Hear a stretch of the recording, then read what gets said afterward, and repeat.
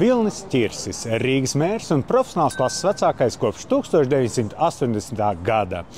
Rīgas domē pie viņa jau tik pierasts, ka pilnīgi aizmirsies, no kurienes viņš tur uzradies. 5 fakti par Vilni Ķirsi, kuri visticamāk jau ir aizmirsušies.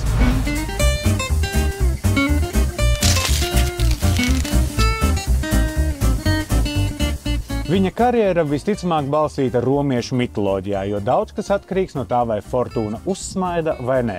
Pirmo reizi pie politikas debesīm parādās pirms 14 gadiem, kad kandidēja Saeimas vēlēšanās Rīgā no Zatlera reformu partijas, bet paliek otrais aiz svītras, jeb 7., kas ir neslikts rezultāts, jo startēja ar 14. numuru. Iespējams, jaunā censoņa atpazīstamībai palīdzēja individuālā kampaņa. Kopā ar citiem lejas un vidusdaļa kandidātiem izdeva avīzi. Šeit redzams jauns un... jauns. Tur viņš tika slavēts vairāk kā jaunā veļas mīkstinātāja formula. Pēc 2 gadiem Zatlera reformu partija ir kļuvusi par reformu partiju, bet Vilnis Ķirsis par Rīgas domes deputātu kandidātu. Veiksmi, diemžēl, ir novērsusies ne tikai no Ķirša, bet arī no partijas. Domē neiekļuva. Bet Ķirsim sērot nav laika. Dažas dienas pēc šīs neveiksmes viņš nodod deputātu zvērstu. Vjačeslavs Dombrovskis kļūst par ministru, bet Ķirsis par deputātu ar mīksto mandātu.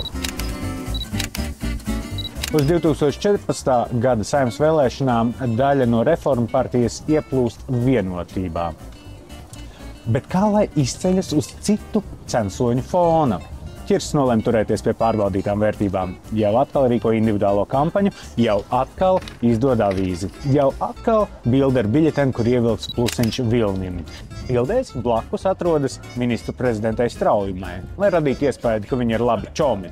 Vispār Ķirsim patīk fotografēties ar ietekmīgiem politiķiem, vienalga, vai viņi zina to vai nē. Kampaņa nostrādā un Ķirsis tiek ievēlēts Saeimā. Ko Straujuma? Dusmīga, jo esot iekāpis uz citu pleciem. Ko Ķirsis? Politika, protams, ir ne tikai komandas darbs, bet vienlaicīgi arī konkurentu cīņa. Protams, kad kaut kādā brīdī varbūt kāds, kurš šajā cīņā ir zaudējis, varbūt var tieši paķert kreņķi. Ķirša un citu individuālo kampaņotāju dēļ vienotībai atņēma valsts finansējumu. Citi individuālie kampaņotāji sūta vienotību dillēs un negrasās neko atmaksāt. Ķirsis, kā kārtīgs klases vecākais, bija gatavs atmaksāt 1500 eiro. Problēma partijā ir, jāpalīdz solidāri to risināt. Un esmu gatavs šo summu, protams, sekt.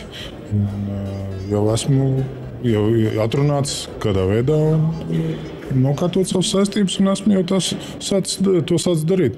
Un kāpēc, lai neatmaksātu? Saeimā viņš tomēr iekļuva. Par mēra kandidātu pirmo reizi vienotību Ķirsis izvirza 2017. gadā. Domē iekļūs, bet līdz mēra krēslam vēl tālu. Paliek dziļā opozīcijā. Ņemot vērā, ka opozīcijā ar naudiņu ir tā kā ir, tad veiksme atkal uzspīd un ir iespēja piepelnīties, strādājot kā padomniekam. 2018. gadā kļūst par partijas biedra ekonomikas ministra Ašerādena padomnieku, bet 2019. gadā par cita partijas biedra ārlietu ministra Rinkēviča padomnieku. Un nevarētu teikt, ka viņam nav pieredzes šajā jomā, jo pēc neveiksmes 11. Saeimas vēlēšanās viņš kļuva par tā brīža partijas biedra ekonomikas ministra Pauļuta parlamentāro sekretāru. Ko var darīt, kad cilvēks tik gudrs, ka var dot padomus it visās jomās. 2020. gadā piepildās daudzu klusais sapnis. No sākuma par nesaimnieciskumu un izsaimniekošanu tiek atlaists Ušakovs, bet pēc tam atlaiž arī domi un notiek ārkārtas vēlēšanas. Par Rīgas priekšsēdētāju tiek ievēlēts Mārtiņš Stakis.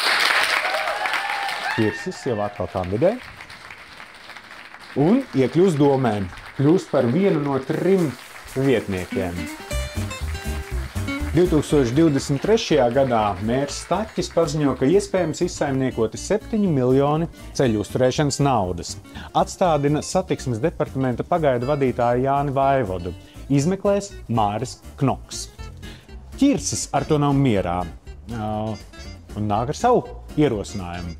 izmeklēs nevis Knoks, bet Latvijas politikas labākajās tradīcijās speciāli izveidota komisija un vispār šādu apvainotu vaivodu esot kaitniecība. Rezultāts – nelikumības netika atklātas, Knoks atlaists un veiksmīgi tiesājas, kas ar vaivodu tas ir atsevišķs stāsts vērts, bet kāds pārsteigums stāstā figurē aizdomas par korupciju. Bet šī visa skandāla rezultātā notiek kāds svarīgs pavērsiens. Staķis demisionē, bet Ķirsis kļūst par Rīgas mēru.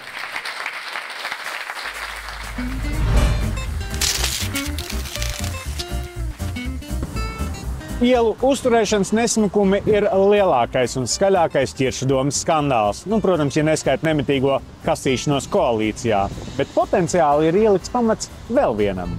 23. gada septembrī, mēnesi pēc stāšanās mēra amatā, Ķirsis tiekas ar investoru no apvienotajiem Arābu Emirātiem, Mohamedu Alabāru, lai apspriestu iespējamu futbola stadionu būvniecību.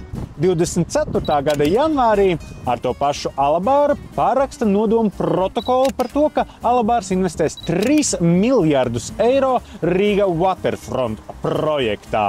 Zeme Andreja salā pieder 2 no 3 slavenajiem Andra Šķēles un Aināra Šleser ģimenēm un vēl dažiem citiem. Bet ir viena problēma. Investors, Putina fanātu un Čečenijas līderi Ramzan Kadīrovu sauc par savu brāli. Un šo informāciju var atrast jebkurš, kurš Googlē iemet vārdu Alabārs. Tur var atrast arī to, ka Alabārs pēc pilna mēroga iebrukuma Ukrainā ir ticies ar Baltkrievijas ūsaino diktatoru Lukašenko un sauc viņu par savu brāli un draugu. Minskā viņš arī ceļ Waterfront. Pēc kāda laika investors sāk izstrādāt figūrus ar apbūves augstumu un intensitāti, kas neatbilst pašvaldības plāniem. Tiesa gan, pēc tam Alabārs nosolās visu ievērot, un memorands joprojām ir spēkā. Turpinājums sekos.